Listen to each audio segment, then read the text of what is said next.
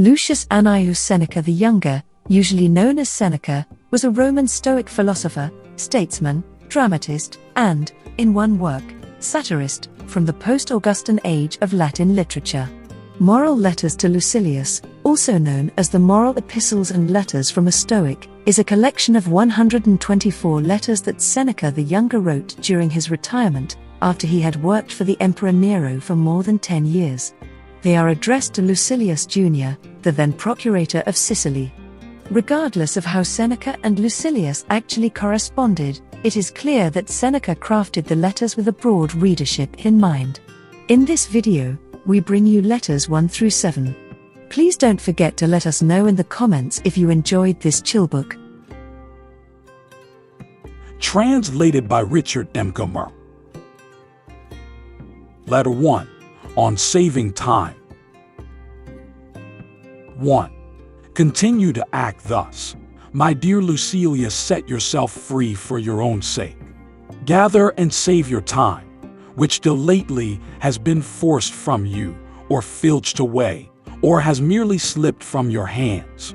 Make yourself believe the truth of my words, that certain moments are torn from us, that some are gently removed, and that others glide beyond our reach. The most disgraceful kind of loss, however, is that due to carelessness. Furthermore, if you will pay close heed to the problem, you will find that the largest portion of our life passes while we are doing ill, a goodly share while we are doing nothing, and the whole while we are doing that which is not to the purpose. 2. What man can you show me who places any value on his time, who reckons the worth of each day, who understands that he is dying daily? For we are mistaken when we look forward to death. The major portion of death has already passed. Whatever years lie behind us are in death's hands. Therefore, Lucilius, do as you write me that you are doing. Hold every hour in your grasp. Lay hold of today's task, and you will not need to depend so much upon tomorrow's. While we are postponing, life speeds by. 3. Nothing, Lucilius, is ours except time. We were entrusted by nature with the ownership of this single thing, so fleeting and slippery that anyone who will can oust us from possession. What fools these mortals be! They allow the cheapest and most useless things, which can easily be replaced, to be charged in the reckoning after they have acquired them.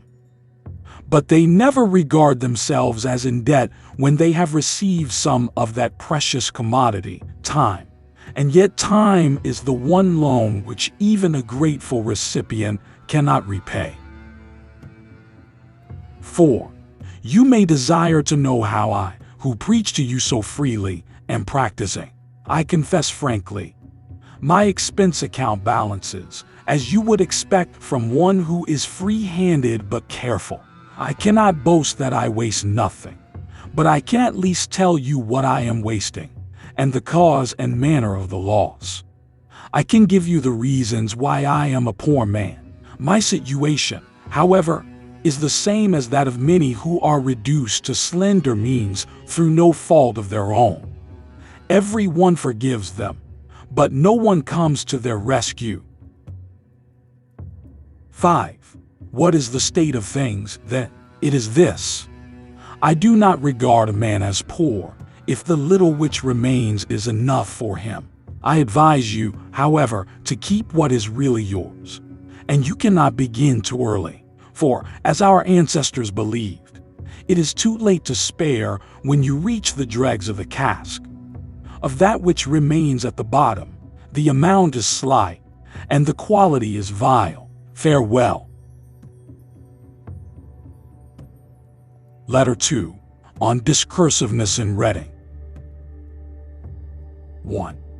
Judging by what you write me, and by what I hear, I am forming a good opinion regarding your future.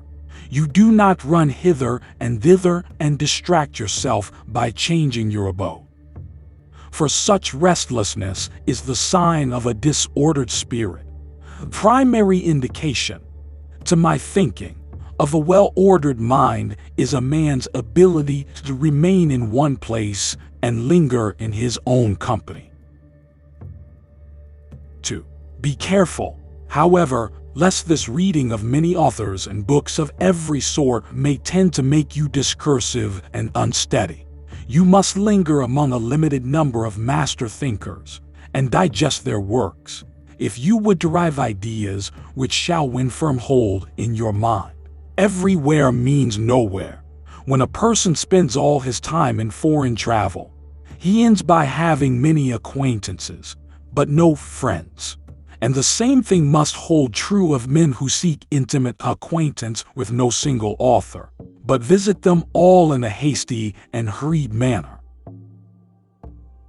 3.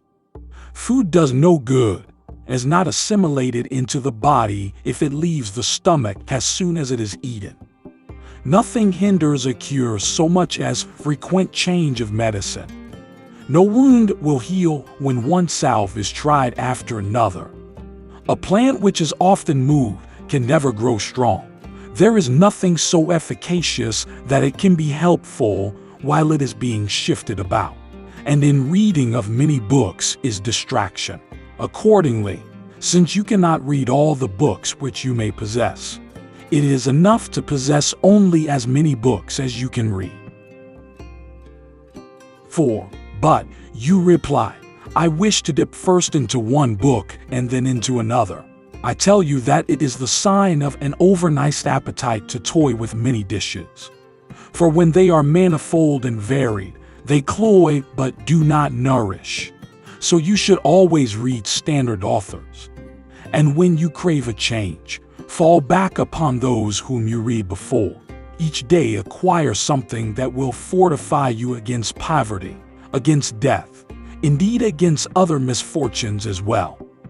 And after you have run over many thoughts, select one to be thoroughly digested that day. 5. This is my own custom.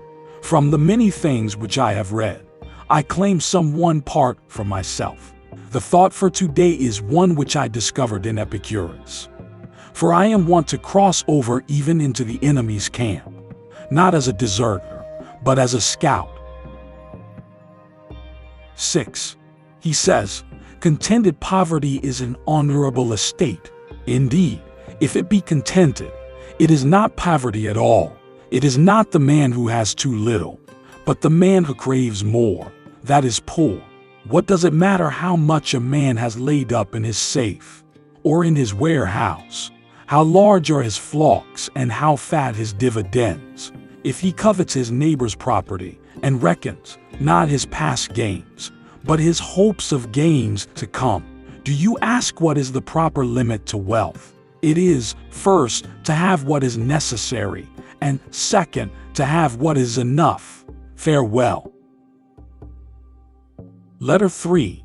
On True and False Friendship. 1. You have sent a letter to me through the hand of a friend of yours, as you call him, and in your very next sentence you warn me not to discuss with him all the matters that concern you, saying that even you yourself are not accustomed to do this. In other words, you have in the same letter affirmed and denied that he is your friend. 2. Now if you use this word of ours in the popular sense, and called him friend in the same way in which we speak of all candidates for election as honorable gentlemen, and as we greet all men whom we meet casually, if their names slip us for the moment, with the salutation, my dear sir, so be it.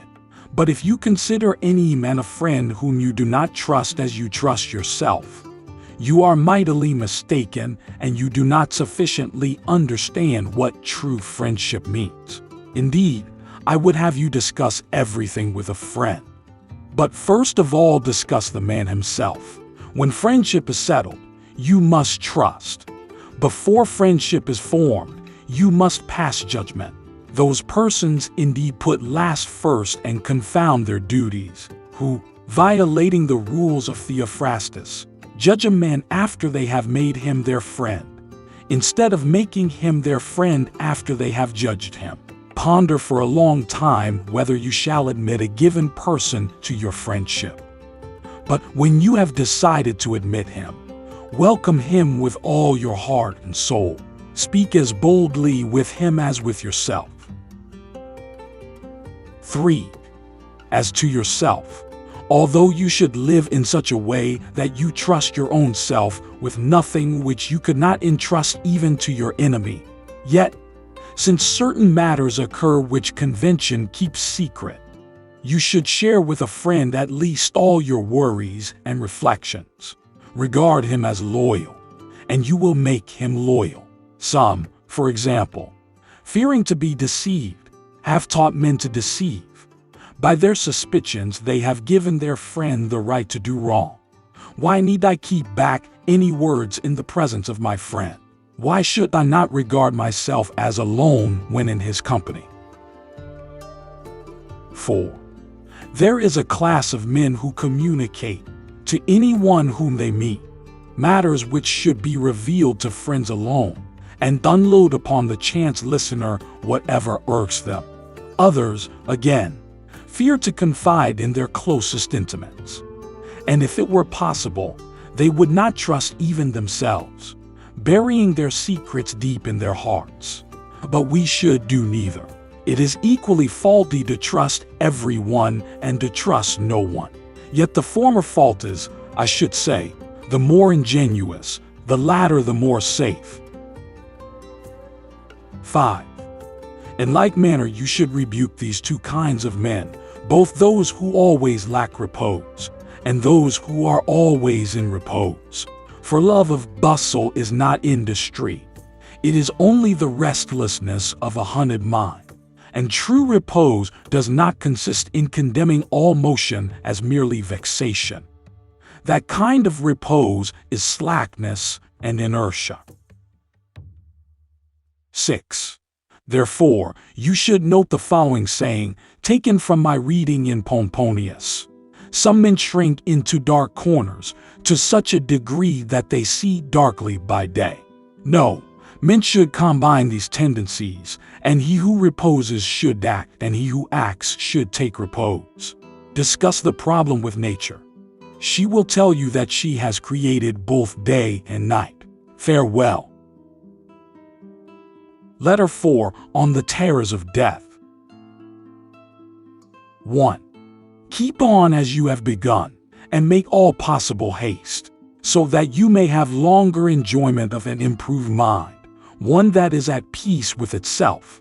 Doubtless you will derive enjoyment during the time when you are improving your mind and setting it at peace with itself. But quite different is the pleasure which comes from contemplation when one's mind is so cleansed from every stain that it shines. 2. You remember, of course, what joy you felt when you laid aside the garments of boyhood and donned the man's toga, and were escorted to the forum. Nevertheless, you may look for a still greater joy when you have laid aside the mind of boyhood and when wisdom has enrolled you among men.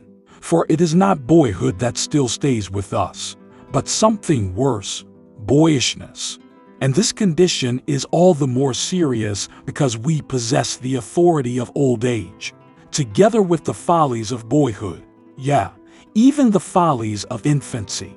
Boys fear trifles, children fear shadows, we fear both. 3.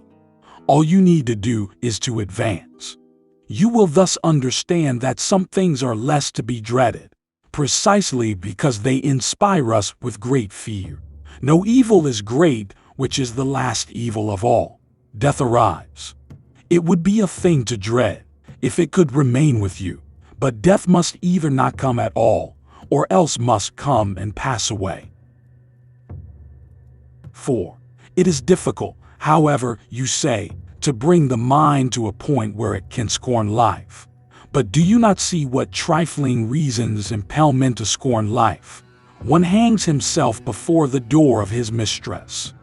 Another hurls himself from the housetop that he may no longer be compelled to bear the taunts of a bad-tempered master. A third, to be saved from arrest after running away, drives a sword into his vitals. Do you not suppose that virtue will be as efficacious as excessive fear? No man can have a peaceful life who thinks too much about lengthening it, or believes that living through many consulships is a great blessing. 5. Rehearse this thought every day, that you may be able to depart from life contentedly. For many men clutch and cling to life, even as those who are carried down a rushing stream clutch and cling to briars and sharp rocks. Most men ebb and flow in wretchedness between the fear of death and the hardships of life. They are unwilling to live, and yet they do not know how to die. 6. For this reason, make life as a whole agreeable to yourself by banishing all worry about it. No good thing renders its possessor happy, unless his mind is reconciled to the possibility of loss. Nothing, however, is lost with less discomfort than that which, when lost, cannot be missed. Therefore, encourage and toughen your spirit against the mishaps that afflict even the most powerful. 7. For example, the fate of Pompey was settled by a boy and a eunuch, that of Crassus by a cruel and insolent Parthian. Gaius Caesar ordered Lepidus to bare his neck for the acts of the tribune Dexter, and he himself offered his own throat to Cherry. No man has ever been so far advanced by fortune that she did not threaten him as greatly as she had previously indulged him. Do not trust her seeming calm. In a moment the sea is moved to its depths. The very day the ships have made a brave show in the games, they are engulfed. 8. Reflect that a highwayman or an enemy may cut your throat. And, though he is not your master, every slave wields the power of life and death over you. Therefore I declare to you, he is Lord of your life that scorns his own. Think of those who have perished through plots in their own homes, slain either openly or by guile. You will then understand that just as many have been killed by angry slaves as by angry kings. What matter, therefore, how powerful he be whom you fear, when every one possesses the power which inspires your fear. 9. But, you will say, if you should chance to fall into the hands of the enemy, the conqueror will command that you be led away. Yes, whither you are already being led. Why do you voluntarily deceive yourself and require to be told now for the first time what fate it is that you have long been laboring under? Take my word for it. Since the day you were born you are being led thither. We must ponder this thought, and thoughts of the like nature, if we desire to be calm as we await that last hour, the fear of which makes all previous hours uneasy. 10. But I must end my letter. Let me share with you the saying which pleased me today. It, too, is culled from another man's garden. Poverty brought into conformity with the law of nature is great wealth. Do you know what limits that law of nature ordains for us? Merely to avert hunger, thirst, and cold. In order to banish hunger and thirst, it is not necessary for you to pay court at the doors of the purse-browed, or to submit to the stern frown, or to the kindness that humiliates. Or is it necessary for you to scour the seas, or go campaigning? Nature's needs are easily provided and ready to hand. 11.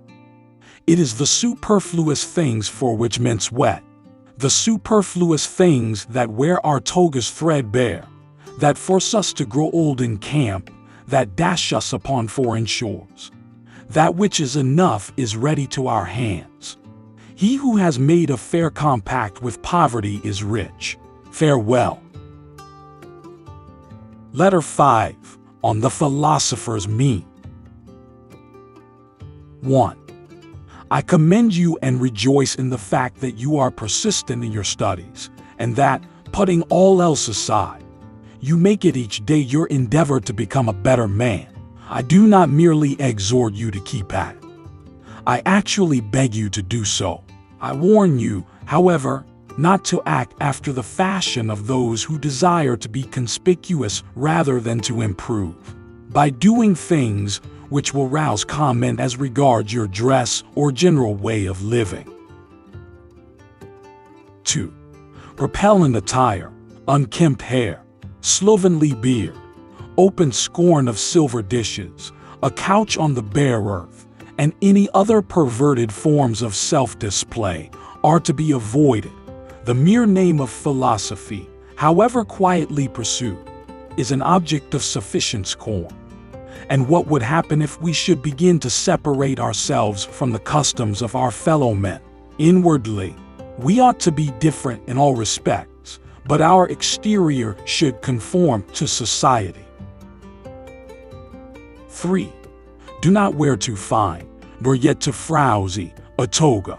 One needs no silver plate, encrusted and embossed in solid gold.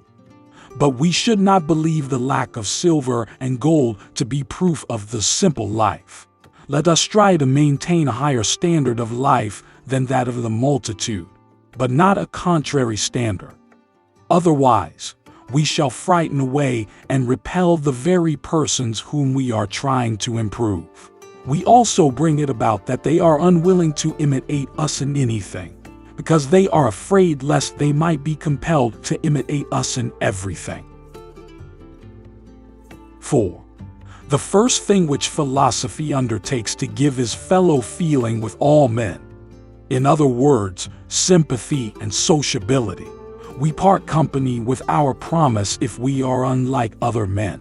We must see to it that the means by which we wish to draw admiration be not absurd and odious. Our motto, as you know, is live according to nature. But it is quite contrary to nature to torture the body, to hate unlaboured elegance, to be dirty on purpose, to eat food that is not only plain, but disgusting and forbidding. 5. Just as it is a sign of luxury to seek out dainties, so it is madness to avoid that which is customary and can be purchased at no great price. Philosophy calls for plain living, but not for penance. And we may perfectly well be plain and neat at the same time. This is the mean of which I approve. Our life should observe a happy medium between the ways of a sage and the ways of the world at large. All men should admire it, but they should understand it also. 6. Well then, shall we act like other men? Shall there be no distinction between ourselves and the world? Yes, a very great one. Let men find that we are unlike the common herd if they look closely. If they visit us at home, they should admire us, rather than our household appointments. He is a great man who uses earthenware dishes as if they were silver. But he is equally great who uses silver as if it were earthenware. It is the sign of an unstable mind not to be able to endure riches. 7. But I wish to share with you today's prophet also. I find in the writings of our Hecato that the limiting of desires helps also to cure fears. Cease to hope, he says, and you will cease to fear. But how, you will reply, can things so different go side by side? In this way, my dear Lucilius, though they do seem at variance, yet they are really united. Just as the same chain fastens the prisoner and the soldier who guards him, so hope and fear, dissimilar as they are, keep step together. Fear follows hope. 8. I am not surprised that they proceed in this way. Each alike belongs to a mind that is in suspense, a mind that is fretted by looking forward to the future. But the chief cause of both these ills is that we do not adapt ourselves to the present, but send our thoughts the long way ahead. And so foresight, the noblest blessing of the human race, becomes perverted. 9. Beasts avoid the dangers which they see, and when they have escaped them are free from care. But we men torment ourselves over that which is to come as well as over that which is past. Many of our blessings bring bane to us. For memory recalls the tortures of fear, while foresight anticipates them. The present alone can make no man wretched. Farewell. Letter 6. On sharing knowledge. 1.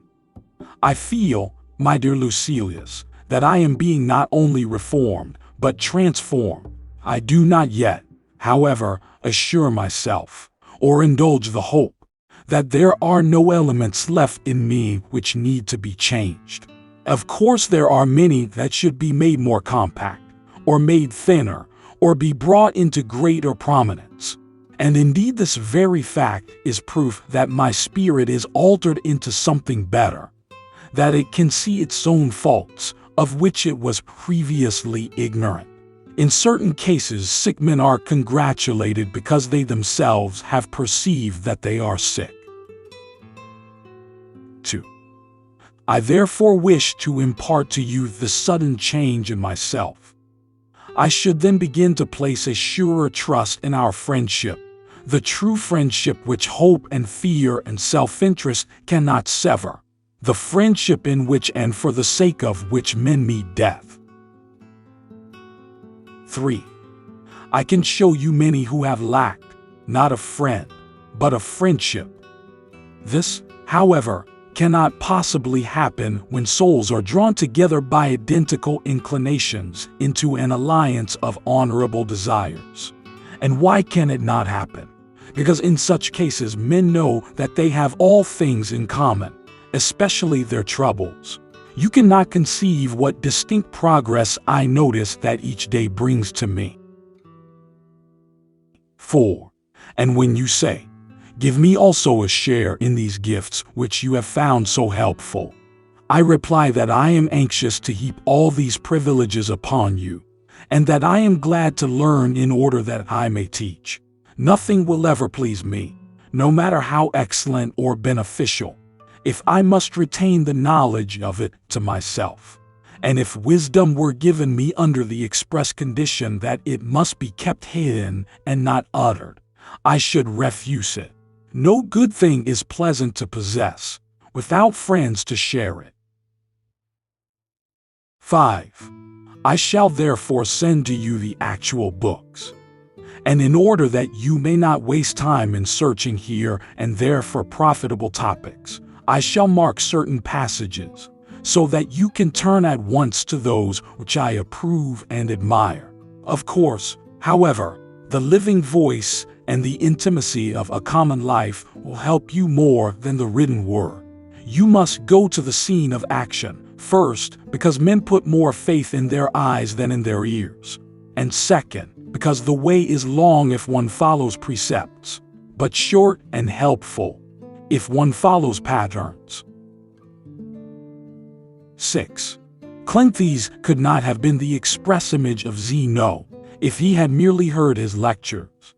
He shared in his life, saw into his hidden purposes, and watched him to see whether he lived according to his own rules. Plato, Aristotle, and the whole throng of sages who were destined to go each his different way derived more benefit from the character than from the words of Socrates. It was not the classroom of Epicurus, but living together under the same roof, that made great men of Metrodorus, Hermarchus, and Polyaenus. Therefore I summon you, not merely that you may derive benefit, but that you may confer benefit, for we can assist each other greatly. 7. Meanwhile, I owe you my little daily contribution. You shall be told what pleased me today in the writings of Hecate. It is these words: what progress, you ask, have I made? I have begun to be a friend to myself. That was indeed a great benefit. Such a person can never be alone. You may be sure that such a man is a friend to all mankind. Farewell. Letter 7. On crowds. 1. Do you ask me what you should regard as especially to be avoided? I say, crowds. For as yet you cannot trust yourself to them with safety. I shall admit my own weakness, at any rate. For I never bring back home the same character that I took abroad with me. Something of that which I have forced to be calm within me is disturbed. Some of the foes that I have rooted return again, just as the sick man, who has been weak for a long time, is in such a condition that he cannot be taken out of the house without suffering a relapse. So we ourselves are affected when our souls are recovering from a lingering disease. 2. To consort with the crowd is harmful. There is no person who does not make some vice attractive to us, or stamp it upon us, or taint us unconsciously therewith. Certainly, the greater the mob with which we mingle, the greater the danger. But nothing is so damaging to good character as the habit of lounging at the games. For then it is that vice steals subtly upon one through the avenue of pleasure.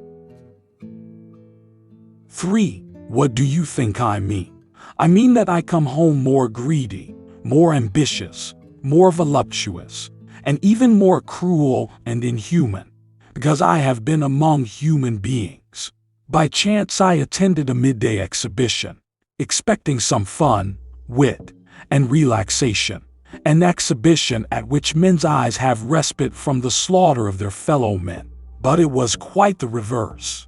The previous combats were the essence of compassion. But now all the trifling is put aside and it is pure murder. 1. The men have no defensive armor. They are exposed to blows at all points, and no one ever strikes in vain. 4. Many persons prefer this program to the usual pairs and to the bouts by request. Of course they do. There is no helmet or shield to deflect the weapon. What is the need of defensive armor or of skill? All these mean delaying death. In the morning they throw men to the lions and the bears. At noon they throw them to the spectators. The spectators demand that the slayer shall face the man who is to slay him in his turn. And they always reserve the latest conqueror for another butchering. The outcome of every fight is death, and the means are fire and sword. This sort of thing goes on while the arena's empty. 5. You may retort, but he was a highway robber. He killed a man. And what of it? Granted that, as a murderer, he deserved this punishment. What crime have you committed, poor fellow, that you should deserve to sit and see this show? In the morning they cried, kill him, lash him, burn him. Why does he meet the sword in so cowardly a way? Why does he strike so feebly? Why doesn't he die game? Whip him to meet his wounds. Let them receive blow for blow, with chests bare and exposed to the stroke. And when the games stop for the intermission, they announce, a little throat cutting in the meantime, so that there may still be something going on. Come now. Do you not understand even this truth, that a bad exemplary acts on the agent? Thank the immortal gods that you are teaching cruelty to a person who cannot learn to be cruel. 6. The young character, which cannot hold fast to righteousness, must be rescued from the mob. It is too easy to side with the majority. Even Socrates, Cato, and Laelius might have been shaken in their moral strength by a crowd that was unlike them. So true it is that none of us, no matter how much he cultivates his abilities, can withstand the shock of faults that approach, as it were, with so great a retinue. 7. Much harm is done by a single case of indulgence or greed. The familiar friend, if he be luxurious, weakens and softens us imperceptibly. The neighbor, if he be rich, rouses our covetousness. The companion, if he be slanderous, rubs off some of his rust upon us, even though we be spotless and sincere. What then do you think the effect will be on character when the world at large assaults it? You must either imitate or loathe the world. 8. But both courses are to be avoided. You should not copy the bad simply because they are many, nor should you hate the many because they are unlike you. Withdrawing to yourself, as far as you can, associate with those who will make a better man of you. Welcome those whom you yourself can improve. The process is mutual, for men learn while they teach. 9. There is no reason why pride in advertising your abilities should lure you into publicity, so that you should desire to recite or harangue before the general public. Of course, I should be willing for you to do so if you had a stock in trade that suited such a mob. As it is, there is not a man of them who can understand you. 1 or 2 individuals will perhaps come in your way, but even these will have to be molded and trained by you so that they will understand you. You may say, "For what purpose did I learn all these things?" But you need not fear that you have wasted your efforts. It was for yourself that you learned them. 10. In order, however, that I may not today have learned exclusively for myself, I shall share with you 3 excellent sayings of the same general purport, which have come to my attention. This letter will give you one of them as payment of my debt. The other 2 you may accept as a contribution in advance. Democritus says, "One man means as much to me as a multitude, and a multitude only as much as one man." 11. The following also was nobly spoken by someone or other, for it is doubtful who the author was. They asked him what was the object of all the study applied to an art that would reach but very few. He replied, "I am content with few, content with one, content with none at all." The third saying, and a noteworthy one, too, is by Epicurus, written to one of the partners of his studies. "I write this not for the many, but for you. Each of us is enough of an audience for the other." 12. Lay these words to heart, Lucilius, that you may scorn the pleasure which comes from the applause of the majority. Many men praise you, but have you any reason for being pleased with yourself?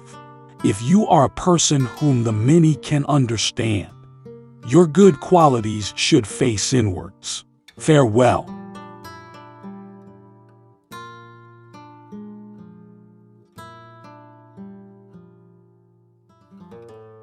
Chill Books. Audiobooks with relaxing music, visuals and subtitles to help you stay engaged.